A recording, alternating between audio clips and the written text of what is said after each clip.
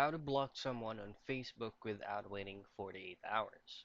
Now, waiting 48 hours is actually blocking someone two times, which means if you already blocked someone on Facebook and you decided to unblock that person, you can still do it.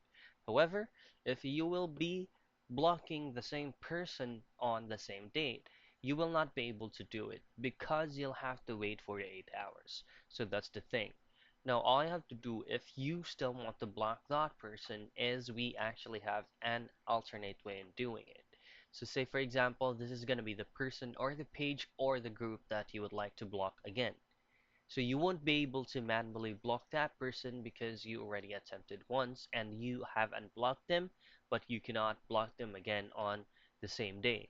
So for you to be able to get rid of that person, all you have to do is to click and to go to that person's profile, and you will see it from here on the profile, which is going to be the three dots.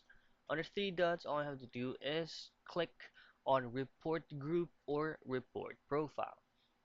Now in here, you should have a main reason why you would like to block the same person again. So say for example, let's go with spam.